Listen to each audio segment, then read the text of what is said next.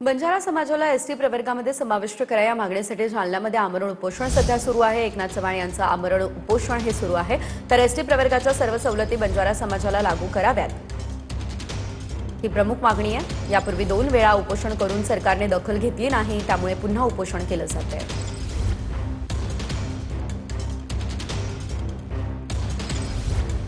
आमची मागणी जी आहे ही 1956 नुसार जी आदिवासी बांधव यांना जे 7% दिलेले आहे त्यांना न अडवता आमची सेपरेट कॅटेगरी एक दुसरं ब म्हणून नेमा त्या मागणीनुसार आमचं स्वातंत्र्य एक मागणी आहे की आमच्या समाजाला आदिवासी बांधवांचा न काही छडा लावता आमचं सेपरेट आम्हाला कॅशमध्ये आरक्षण देण्यात यावा।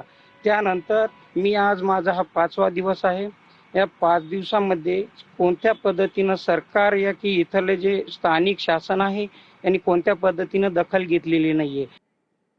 तर बंजारा समाजाला एसटी प्रवर्गामध्ये समाविष्ट करावं यासाठी जालन्यामध्ये आता हे आमरण उपोषण सुरू करण्यात आलेलं आहे। मात्र याआधी देखील अशा प्रकारे उपोषण करण्यात आलं, सरकारने मात्र कुठली दखल घेतली नाही, त्यामुळे पुन्हा एकदा हे उपोषण केलं जात आहे। गेल्या 3 ते 4 दिवसापासून या ठिकाणी आमरण उपोषणाला सुरुवात केलेली आहे। खरं तर बंजारा समाजाला एसटी प्रवर्गात समावेश करावा ही प्रमुख मागणी घेऊन एकनाथ चव्हाण हे बंजारा समाज बांधव उपोषणाला बसलेले आहेत। आपण त्यांच्याशी पुन्हा एकदा संवाद साधण्याचा प्रयत्न करूया की नेमके त्यांच्या काय मागण्या आता या ठिकाणी आहे।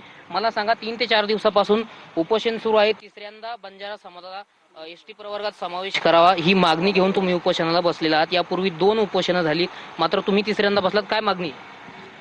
सरकारला माझी हीच मागणी आहे की आमचा समाज हा आदिवासी आहे। आमच्या समाजाला तुम्ही तात्काळ जे मराठा समाजाला तुम्ही हैदराबाद गॅजेटनुसार आरक्षण लागू केलेले आहे त्या पद्धतीनं आमचा हा लढा तर जसा भारत स्वतंत्र झाला तेव्हापासून चालू आहे। आणि आता कसं, आता तरी सरकारने आणखीन एक नवीन समिती काढलेली आहे जी 1950 पासून ही समिती चालूच आहे। यामध्ये कितीक आयोग झालेत, कितीक समिती झाली आहे, पण याच्यावर कोणत्या पद्धतीनं गांभीर्य घेतल्या जात नाहीये। मुळातच यामध्ये शासन हा आमच्या समाजावर खूप अन्याय करतोय आणि करत आहे। आता यामध्ये कितीक माझे बांधव की त्यांनी उपोषण केलेले आहे। उपोषण करताना आणखीन खूप मोठ्या प्रमाणात जवळपास 30 ते 40 रॅली प्रत्येक जिल्ह्यामध्ये काढलेले आहे की सरकारने याचं दखल घ्यावं म्हणून। सरकार कुठल्याच प्रकारचं यावर आंदोलनावर कोणत्या उपोषणावर दखल घेत नाहीये। तर माझ्या सरकारला हेच आता यामधून मी जे बसलेलं आहे उपोषणला, या निवेदनातून माझ्या सरकारला हीच आता वॉर्निंग आणि ही शेवटची सूचना आहे।